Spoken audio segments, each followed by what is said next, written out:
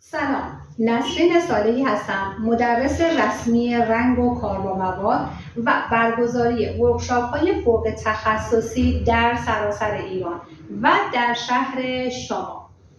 امروز میخوام تکنیک‌های کابل کردن سفیدی و پوشش سفیدی رو براتون توضیح بدم، چون میدونم خیلی مسئله دارین شما آرایشگرها با کابل کردن سفیدی موهای مشتریتون. گاهن کاور نمیشه یا اینکه کاور شد بعد از یکی دو تا همون 2 مرتبه سفیدی ها بیرون میزنه و این باعث نارضایتی مشتری های شما میشه. و اگر شما این مشکلتون حل بشه مسلما مشتری های راضی خواهید داشت و متقابلا مشتری های وفاداری برای شما میاد و مشتری های شما مشتری های دیگه براتون میاد و این میشه یک کسب درآمد و افزایش درآمد برای شما دوستان عزیز. من نسرین صالحی خودم رو موظف میدونم و جزو یکی از رسالت هام میدونم که آموزش هایی رو که میدونم و تجاربم رو در اختیار شما آرایشگر عزیز قرار بدم تا شما هم بتونید مثل من یک کسب درآمد خیلی خوب از این حرفه عالی و زیبا داشته باشید. خب بریم سراغ مبحث کاور کردن سفیدی موهای مشتریتون. به چند روش شما میتونید کاور کردن سفیدی رو انجام بدین که یکی از این روش ها پتینه کردن موی سفید مشتریتون. به این روش که شما میتونید با استفاده از رنگ‌های روشن و بدون استفاده از شامپو شیمیایی، بدون استفاده از دکولوره یا بدون استفاده از مردانساژ بتونید سفیدی‌های موی مشتریتون رو کاور کنید. هم توی زمانتون شما میتونید با این تکنیک صرفه‌جویی کنید و هم توی مواد مصرفیتون و متقابلا مشتری هم راضی خواهد بود و با چند بار شستشو هم موهای مشتری شما سفیدیش بیرون نمیزنه. خب بریم سراغ آموزشمون. با این روش شما با استفاده از رنگ‌های شماره بالا، کاری نداریم چه رنگی دارین استفاده میکنید، فقط رنگ‌های شماره 7، 8، 9 و 10 رنگ‌های شماره بالا استفاده کنید. حالا هر کدومش که مد نظرتون هست که من خودم ترجیح میدم و خودم دارم استفاده میکنم از رنگ‌های مثلا 8 اکسترا تا 10 اکسترا یا خاکستری‌های اکسترا، طلایی‌های اکسترا یا دودی‌های اکسترا من استفاده میکنم که فاینال خوبی هم برام داشته. این تجربه شخصی بود که بهتون گفتم. خب اکستراها رو که میدونید چون 2 صفر هستن یعنی فوق طبیعی و کمک میکنه به شما برای کاور کردن سفیدی ها، ولی با رنگ های روشن شما میتونید این کار رو انجام بدید. پس رنگ مصرفیتون رنگ های شماره 7، شماره 8، شماره 9 و یا شماره 10 میتونید استفاده کنید. خب 2 تا کاسه برمی‌دارید. یکی از کاسه ها رنگ هاشون متفاوت باشه که اشتباه نکنید. میان و 2 تا دونه اکسیدان استفاده میکنیم، اکسیدان 3% یا همون اکسیدان نیم و اکسیدان 6 یا همون اکسیدان شماره 1. خب رنگ مصرفیمون رو توی کاسه میریزیم. حالا گفتم رنگ هر کدوم از رنگ‌هایی که مد نظرتون بود توی یکی از کاسه ها میریزیم. من توی کاسه روشن میریزم که مشخص باشه. خب به اندازه حجم موهای مشتریمون میریزیم. حالا از حجم این رنگ هم 2 مرتبه همینطور. از 2 تا رنگ استفاده میکنم. رنگی من استفاده کردم 11 2 0 و رنگ خاکستری شماره 9. خب این 2 تا رنگ رو من توی کاسه ریختم. این 2 تا رنگ رو بدون اکسیدان با هم ترکیب می‌کنیم. چون رنگ‌های ترکیبیه ما باید این 2 تا رنگ رو با هم ترکیب کنیم تا خودشون با هم میکس بشن. ببینید دوستان اگر که شما ترکیب نکنید یه قسمت از رنگ می‌بینید که حالا مثلا فرض کن 11 2 0 بیشتر از رنگ خاکستریه و این 2 رنگی توی رنگ موتون ایجاد می‌کنه. خود رنگ رو با هم میکس می‌کنیم. ببینید چون حجم موها کمه و یه جورایی حالا حکم تمرینی هم برای ما داره، من حجم مواد رو کم ریختم. میایم یک مقدار از این رنگ رو، به حجم مصرفی مواد من خیلی کمه، یک مقدار از این رنگ رو من توی این کاسه میریزم. از همون رنگ ها، یعنی اضافه تر نیست، از همون رنگ رو من توی یک کاسه دیگه ریختم. پس 70% مواد داخل یک کاسه دیگه ریختم، 30% تو همون کاسهمون هیچی نبود. این دو تا رنگ که ریختم، همین دو تا رنگ رو من ترکیب کردم توی این کاسه میکسش کردم، یکم چه ریختم توی اون کاسه مشکی. کاسه اولمون گفتم رنگ استفاده کردم، میام از اکسیدان 3% که اکسیدان ولوم پایینه و کاور کنندگی بالا داره، پوشش دهندگی بالا داره، از اکسیدان 3% استفاده میکنم به اندازه 1:1، یعنی 1% اکسیدان 1% رنگ. حالا به صورت ریاضی بهتون نمیتونم متوجه بشین. مثلا اگر 20 گرم شما مواد رنگتون هست، 20 گرم هم شما از اکسیدان استفاده می‌کنید، 20 به 20 اندازه هم دیگه. از اکسیدان 3% توی ترکیبم میریزم. حجم موادم خیلی کمه. خب اینو ترکیب میکنم و میذاریمش کنار. اوکی؟ این با اکسیدان 3%. خب اینو میذارم کنار. با اکسیدان 3% ببینید میذارم اینجا کنار که متوجه بشین. این با اکسیدان 3% من ترکیب کردم. این مقدار موادی که گذاشتم اینجا 70%شو با اکسیدان 6% ترکیب میکنم. اکسیدان 6% ولوم بالاتری داره و متقابلا خاصیت روشن کنندگی بیشتری داره. اینو مقدارش رو 1:1.5 میریزم. مثلا اگر 20 گرم من مواد رنگی دارم، به اندازه 30 گرم اکسیدان میریزم به نسبت 1:1.5، یعنی 1% رنگ، 1.5% اکسیدان 6%مون. پس مقدار اکسیدان 6% توی این کاسه بیشتره، در اصل میشه گفت رقیق تره. حالا من خیلی ساده تر میگم تا شما کامل متوجه بشین. خب اینو ترکیب میکنم. پس این رقیق تر شد، با اکسیدان 6% شد، نسبت 1:1.5 شد. مواد رنگیمون هم که همونه، ما مواد رنگیمون یه دونه رنگ داشتیم که ما نصفش کردیم، 30%، این 70%. این تنش پس شد این کاسه با اکسیدان 6% و این کاسهمون با اکسیدان 3%.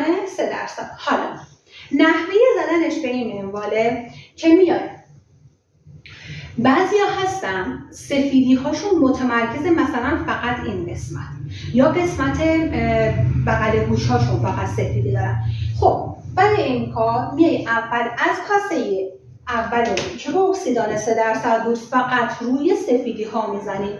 بعضی هستن خب کل موهاشون مشکیه یا جوگندمی مثلا خیلی کمه، اینجاها خیلی سفیدی داره، این کاسه 1 رو فقط روی همین قسمت ها میزنیم فقط و بهش 40 تا 45 دقیقه تایم میدیم و بعد از اون کاسه‌ای که با اکسیدان 6% و به نسبت 1:1.5 درست کردیم، اینا رو کل موها میزنیم. یعنی چه مواد قبلی که روی سفیدی ها زدیم و چه رو کل سر استفاده میکنیم.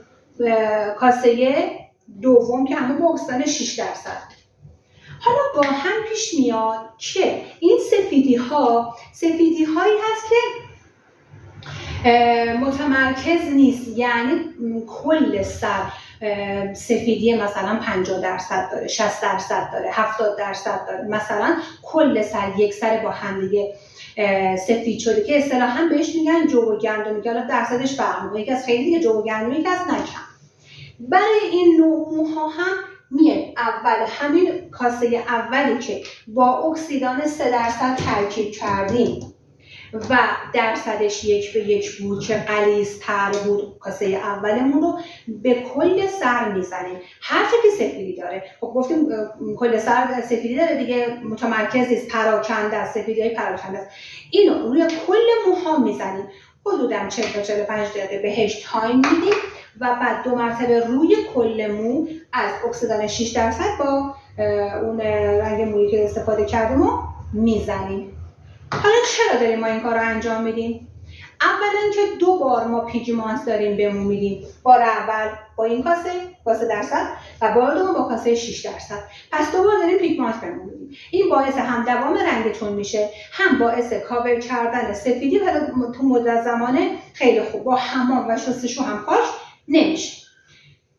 کار دوم، نکته دومی که هست اینه که شما با اکسیدان 3% کار کرده و ممکنه که رنگ مویی که مشتریتون میخواد هرچند رنگ موهای پایه بالاست ولی با این حال احتمال تیرگیش هست چون اکسیدانتون ولومش خیلی پایینه. بهتونم توی کلیپ قبلی گفتم هرچی ولوم اکسیدان کمتر باشه رنگ مو تیره تره. شما دارید از رنگ موهای تیره تر یعنی از ولوم کم استفاده می‌کنید و احتمال تیره شدنش هست. وقتی که شما دارید 2 مرتبه بار دوم دارین رنگ مو رو روی موهای مشتری می‌زنید با مثلا 6% می‌زنید، یعنی دارین روشنش می‌کنین، متقابلا هم دارین پیگمنت به مو میدین و هم دارین رنگ مو رو شما روشنش می‌کنید. این روش بهش میگن پتینه کردن موی سفیدی و خیلی کاربرد داره، خیلی کارایی داره و شما میتونید برای کاور کردن سفیدی هاتون از این روش شما استفاده کنید. یه روش دیگه هست برای کاور کردن سفیدی، اینه که شما بیاید از رنگ‌هایی که پایه پایین دارن، از رنگ‌هایی که مثلا شماره‌های پایین دارن، این روش دوم دارم بهتون میگم، رنگ‌هایی که زیر 7 هست، یعنی رنگ شماره 5، رنگ شماره 6 و رنگ شماره 7. از این 3 تا رنگ استفاده می‌کنید و فقط با اکسیدان 6% کار میکنید و یکی از این رنگ هایی که دارید انتخاب میکنید، یکی از اینا حتما باید اکسترا باشه. بهترین اکسترایی که میتونه کاور کنندگی سفیدی باشه اکسترای شماره 5 یا 6 هست. چرا اکسترا میگم؟ چون اکسترا 2 صفره و 2 صفر یعنی فوق طبیعی. ان یا همون یه دونه صفر داشته باشه میشه طبیعی، اکسترا یا همون 2 صفر میشه فوق طبیعی. مثلا اگه n باشه میزنه مثلا 5/0 این طبیعی، یا 5 خالی میزنه این میشه طبیعی. هیچ. وقتی 5/2 باشه توی کاتالوگتون این یعنی 5 فوق طبیعی یا همون رنگ اکسترا میشه. اوکی؟ پس یکی از ترکیباتون باید این باشه. یکی دیگه از رنگ هاتون باید رنگ طلایی باشه. رنگ طلایی ترجیحاً شماره 7 باشه چون طلایی خودش کمک میکنه به کاور کردن سفیدی. چون وقتی که مو سفید میشه پیگمنت های اصلی مو رو از دست میده، اون سه پیگمنت اصلی مو از دست داده میشه. وقتی که شما طلایی رو به مو اضافه میکنید با رنگ شما دارین توی کاور کردن سفیدی به موها کمک میکنید. و رنگ بعدی که میتونید استفاده کنید از رنگ خاکستری هست. میتونید استفاده چون پیگمنت آبی داره و کاور کنندگی بالایی داره. پس ترجیحاً گفتم بهتره که یکی از رنگ‌هاتون خاکستری باشه، یکیشون طلایی باشه و یکیشون خاکستری. حالا دو اکسترا باشه. خب حالا یه نکته بهتون بگم. اینجا موی ما سفیده. شما دارین هم رنگ زرد رو دارین میزنین هم به رنگ آبی رو میزنین، پیگمنت آبی دارین به مو اضافه میکنین. زرد و آبی با هم بهتون رنگ سبز میده. پس احتمال 99% رنگ موی شما زیتونی بشه. و رنگ موی زیتونی زیاد جالبه. البته بعضی سلیقه بعضی دوست دارن ولی کلا رنگ موی زیتون رنگ موی جالبی در نمیاد، مخصوصا تو کاور سفیدی ها. پس بیاین اینجا به اندازه 1 گرم، یعنی اینقدر از رنگ مو 1 گرم از رنگ های قرمز استفاده کنید. رنگ قرمز مثل رنگ شاه بلوطی، مثل رنگ فندقی، مثل رنگ های جیگری، رنگ یاقوتی، رنگ انگوری، هر کدوم از این رنگ‌هایی که داشتیم پیگمنت قرمز باشه میتونید تو رنگتون استفاده کنید. و برای اینکه رنگتون خیلی زیباتر باشه 1 گرم هم از رنگ مسی استفاده می‌کنید. حالا چرا میگم این رنگ‌ها؟ ببینید گفتم وقتی که زرد و آبی رو شما دارین با هم ترکیب می‌کنید بهتون رنگ سبز بده. وقتی شما قرمز میزنید جلوی سبز شدن رنگ موتون رو میگیره. اوکی؟ حالا چرا میگن مسی بزنید؟ ببینید چون ما 2 تا آبی الان توی ترکیبمون داریم، خاکستری آبی داره، اکسترا هم آبی داره و این باعث سبز شدن میشه. وقتی که ما توی چرخه رنگ میدونیم که روبروی آبی رنگ نارنجی و بهترین نارنجی که ما میتونیم توی ترکیب رنگمون بریزیم رنگ مسیه. پس شما میاد 1 گرم رنگ مسی میزنید تا میزان آبی پیگمنت آبی مو رو بشکنه و نذاره که اون رنگ آبی غالب بشه و رنگ موی ما سبز بشه. پس 2 تا مهار کننده، 2 تا خنثی کننده استفاده کردیم، رنگ قرمز و رنگ مسی، هر کدوم هم به اندازه 1 گرم. اینجوری یه ترکیب رنگ خیلی زیبا و شیک دارین که سبز نشده، زردی نداره و کدر هم نیست. این روش کاور کردن سفیدی هاست. 2 تا روش تا الان بهتون گفتم. حالا روش سوم برای کاور کردن سفیدی ها و پوشش سفید. بهترین کار اینه که از مردانساژ استفاده کنید. قدیم ها، حالا آموزش های قدیمی که ما داشتیم این مردانساژ بوده تا الان با اکسیدان 9%.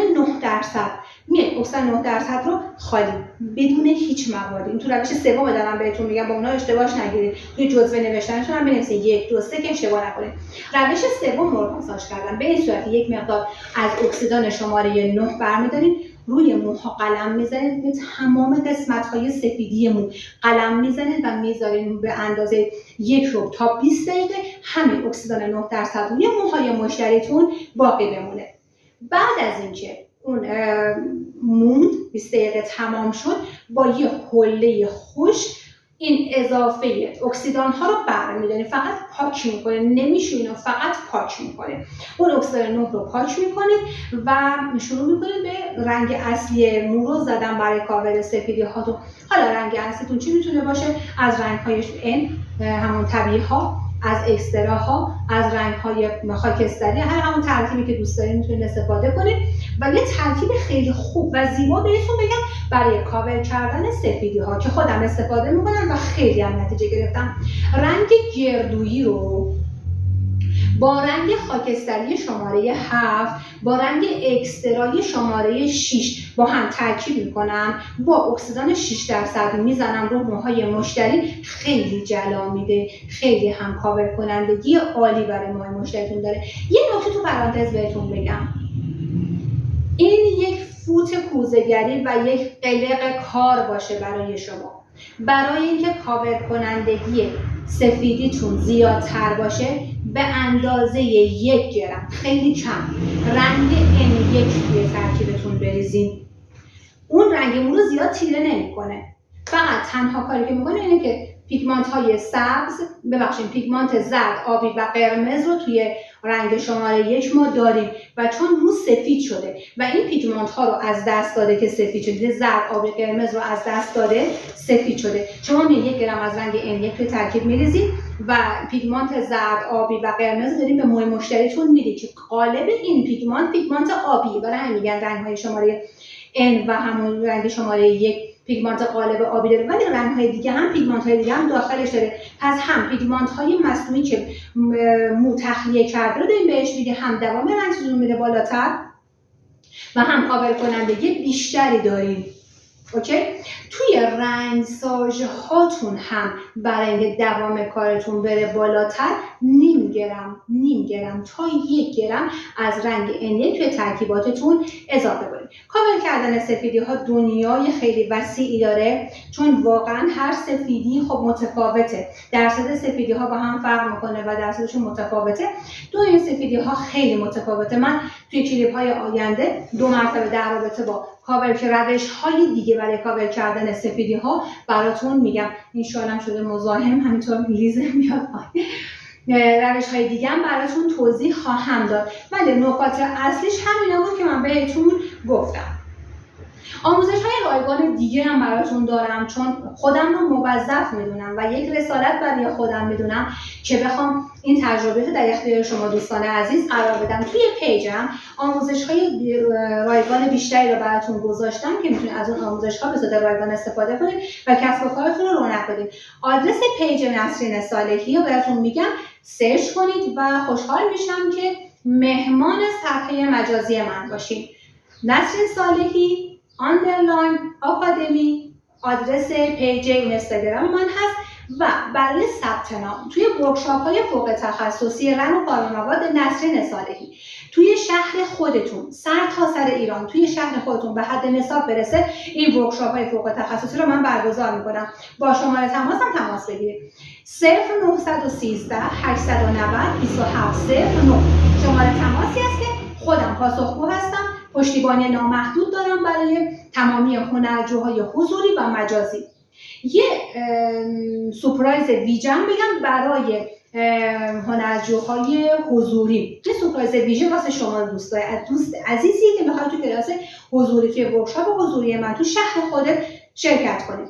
هر کدوم از شما عزیزان که توی ورکشاپ های حضوری من شرکت کنید، تمامی آموزش های مجازی من رو 0 تا 100 هر آموزشی که بیاد و هر آپدیتی که بیاد شما میتونید به صورت رایگان به اون آموزش ها دسترسی داشته باشید و میتونید از اون آموزش ها استفاده کنید. از استارت آموزش های من این برای شما باز میشه این کلاس ها تا زمانهایی که آپدیت بشه و پشتیبانی این کلاس ها شخصا با خودم هست. پشتیبانی به هیچ کس از بچهای آکادمی نمیدم، پشتیبانی با خودم هست. میتونید در زمانهای اورژانسی که سوال اورژانسی با خودم تماس بگیرید. مشتریتون نشسته، حالا یه مشکلی پیش اومده، میخواین خیلی سریع جوابگو باشم براتون، به خودم تماس بگیریم و همون شماره که بهتون گفتم 0913 890 2709 تماس بگیریم. خودم پاسخگو هستم و برای ثبت نام هم میتونید توی یکی از پلتفرم‌های مجازی مثل واتساپ با من در ارتباط باشین و ثبت نامتون رو انجام بدین. بچه‌های پشتیبانی در اختیار شما عزیزان عزیز